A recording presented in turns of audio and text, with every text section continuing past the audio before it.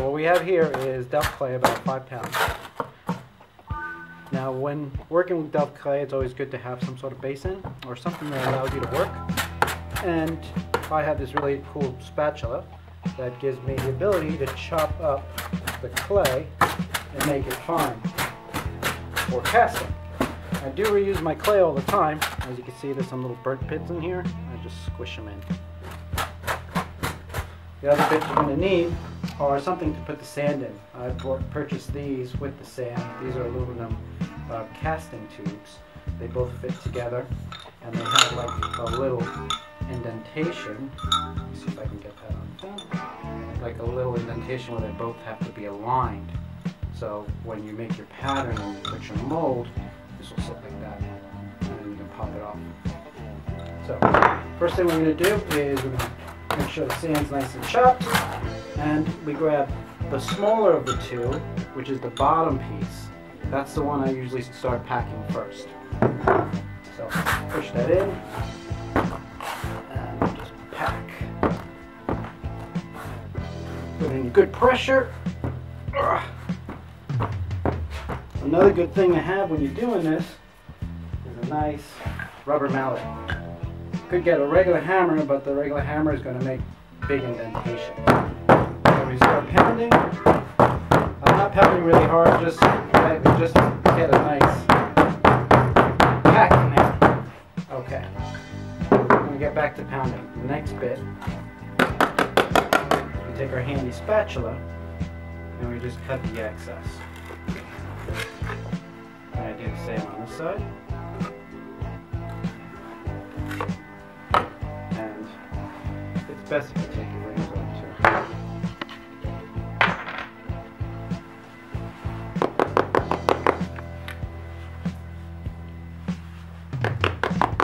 And see, this is nice and packed.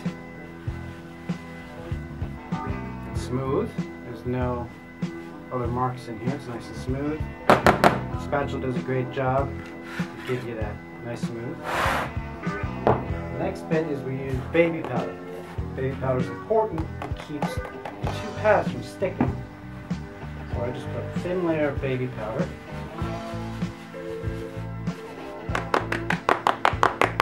Pat that down a bit. Okay. Now that's ready for our impression. The impression we're going to do is this little Han Solo brick I have here. I'm going to make an impression in the clay, and I'm going to fill the impression with molten silver.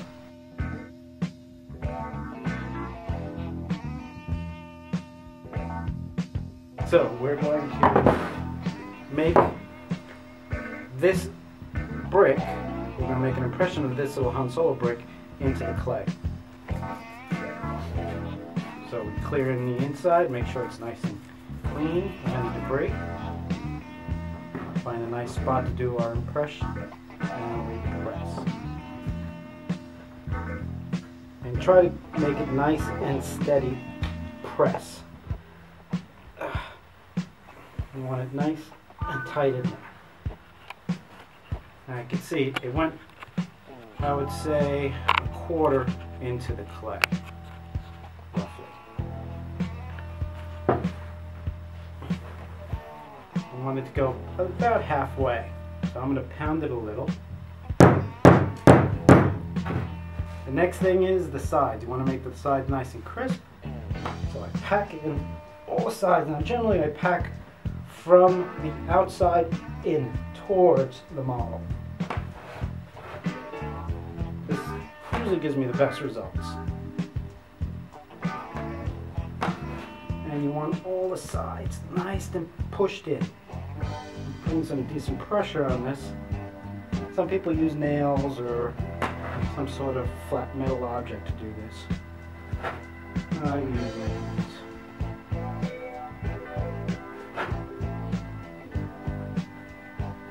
Okay. I also have these little things. Pick these up at Michael's for like $5 for like 8 of them.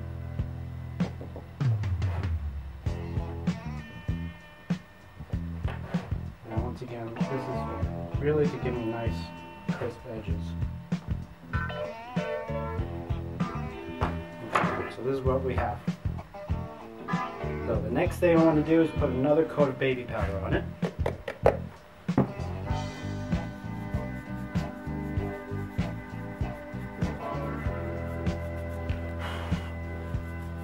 Sorry, did I blow that in? Okay.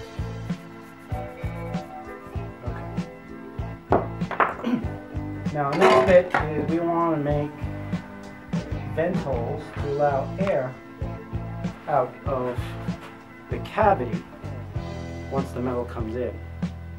So I use these little pieces of plastic. You could use wood, sticks, whatever. I use these because they give me a nice even like port. This will make an impression, so later I'll pick these things out and I'll have this nice little canal that I can put a hole in, and it'll allow the air out of the impression when the molten metal goes in. So we do 4. Big. What we did here is we did this nice pattern. Right? We just put the 4 pieces of plastic or wood to give you that vent impression for the model. Next thing is we want to get the top half, and we want to align it with the bottom notch. The top has a notch as well. It's very important that these two halves align, because that's how you're going to turn both halves of this to part mold. Okay, so that's in nice and tight. These two are aligned. Next thing is now we're going to put in the Delft Clay on top. So now I'm just making this a little more finer, and we're going to put in some Delft Clay on top. So just sprinkle a bit.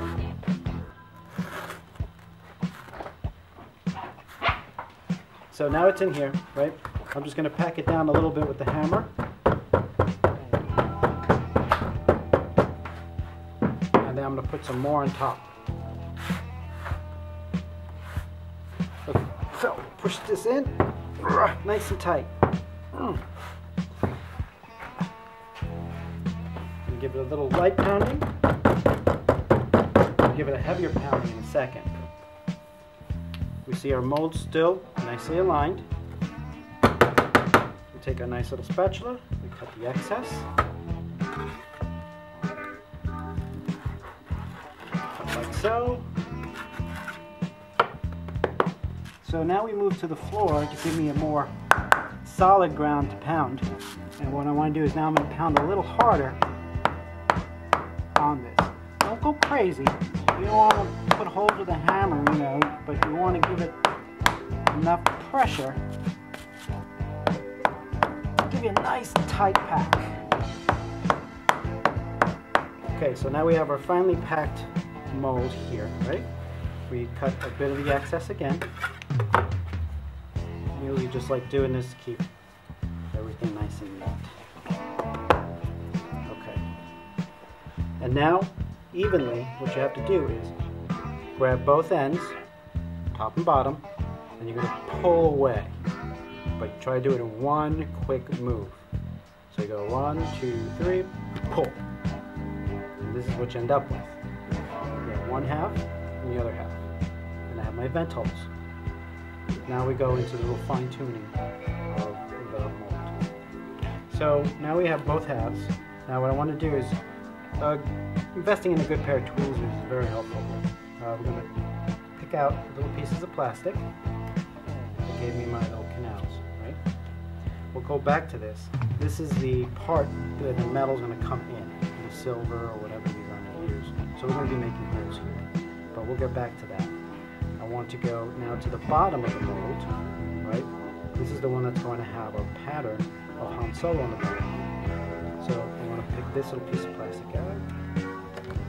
Now, pulling this out is always tricky. I always tend to push in a little, slightly, just to loosen it a little. Don't go too crazy. And then slowly, you want to start removing that image out, and this is what we end up with. So you see the pattern's out. Here's the original, and this would be like a negative copy or whatever. Hope the silver is actually going to fill in. Now, some little housekeeping we want to do. We want to make sure that these actually go into the mold, and they do very nice. Open that up a little. So this is the bottom part. So we don't need to do anything else here. Everything looks fine. So we'll put this aside. Now we work on the top half. Now we're going to do the same thing I just did here, just making this hole a little bigger.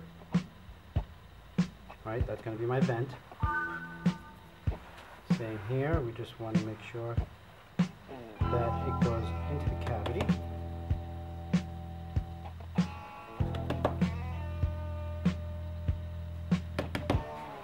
Okay, now I have this little notch here. I'm going to press that in a little with this tool here. Try to make it nice and flat. Okay, so that's that. Now next thing is we want to punch holes in these canals so the air has somewhere to go. I use these little sticks, they're very handy. Anything like a wire or something nice and straight that you can work with.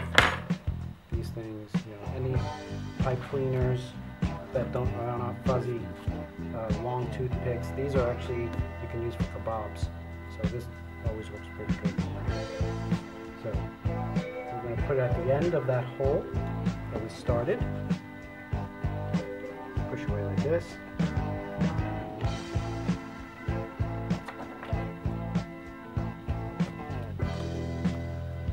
And this is going to be one of my vent holes here.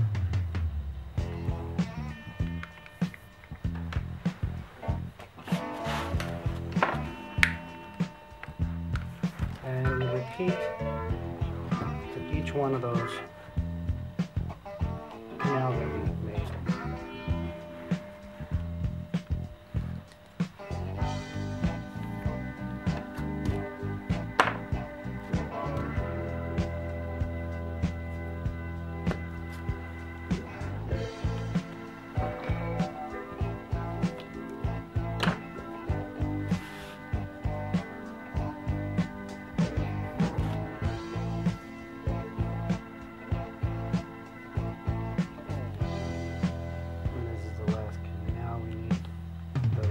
We need.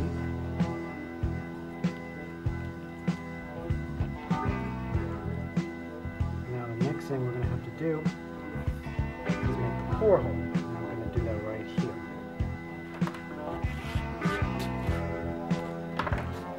So I'm going to decide to put that hole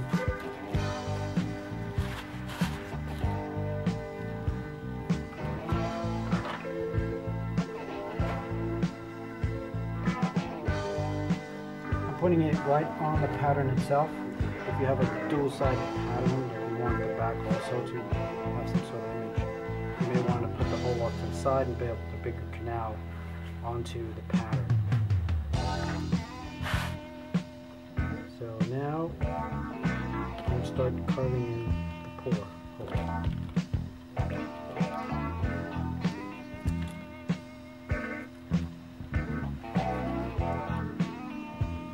It's almost like a cone, the shape I make. Sort of helps to make it wide at the top and narrow towards the bottom. Allow gravity to help push the molten metal down.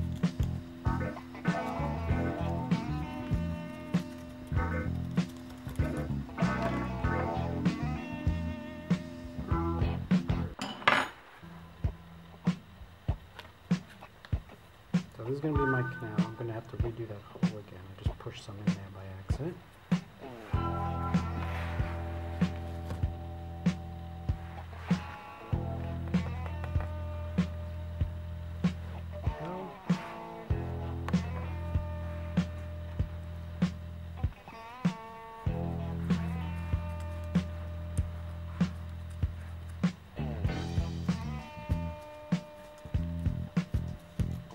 The thing about working with this, if you screw up, it's clay.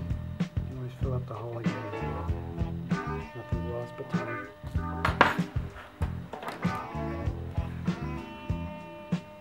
Push that in a bit. I'm going to clear off the sides a bit just by packing in the clay a little bit, so I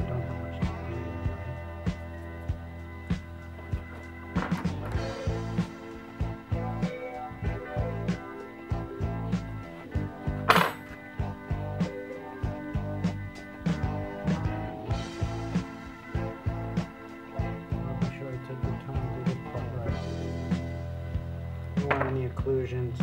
You want the molten metal to go nice and smooth inside. At least non-resistant as possible.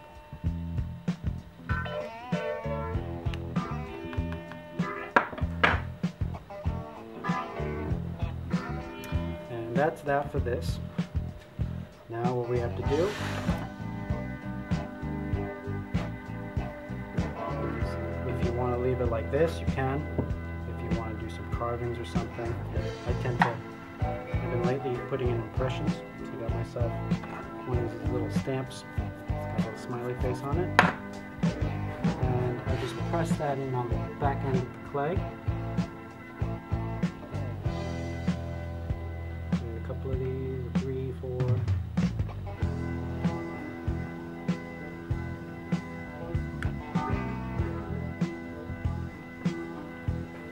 So I put a little pattern on the back of it. You'll see how that looks once it's filled in with silver. Now, the notches. Back to the notches. You want to make sure these notches are aligned.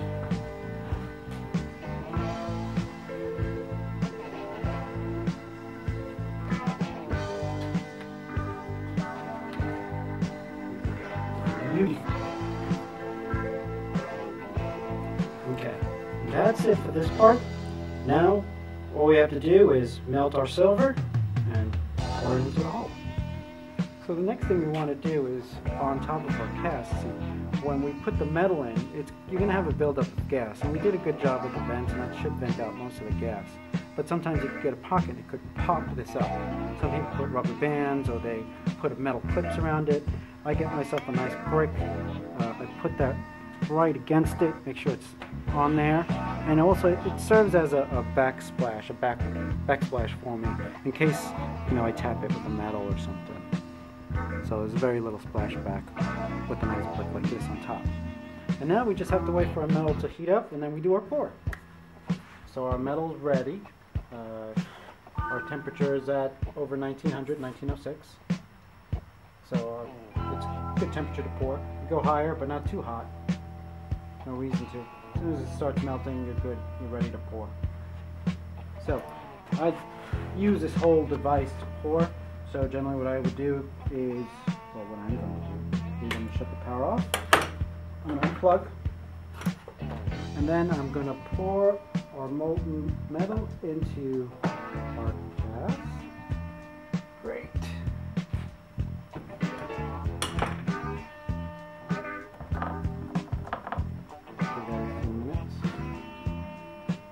A few drops that came out, but that's okay.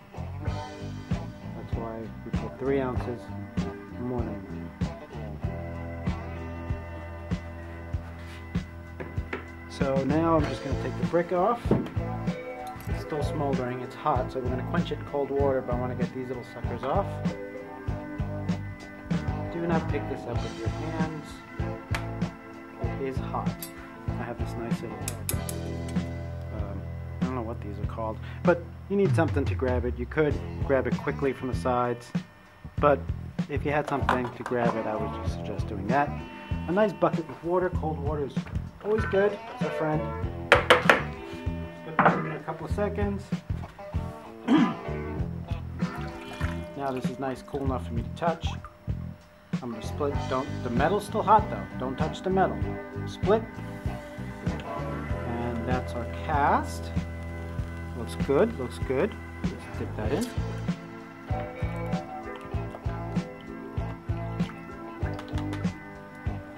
So that's our mold here.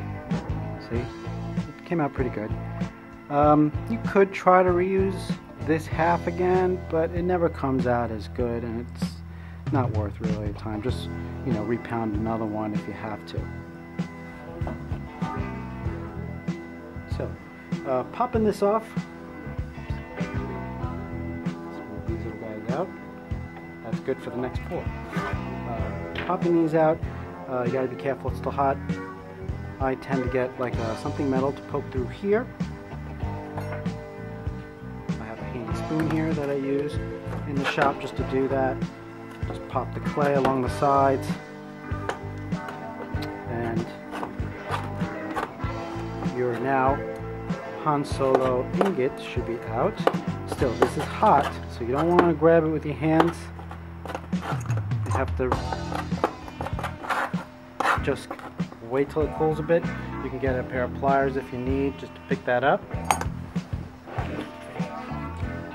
I have here. Now, I'm just grabbing it with the pliers, putting it in the water, do a couple of shakes, and then, believe it or not, it's cold enough to touch.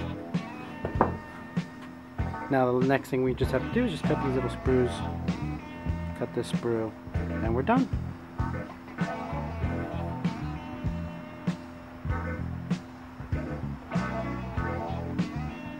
Now this one I rushed.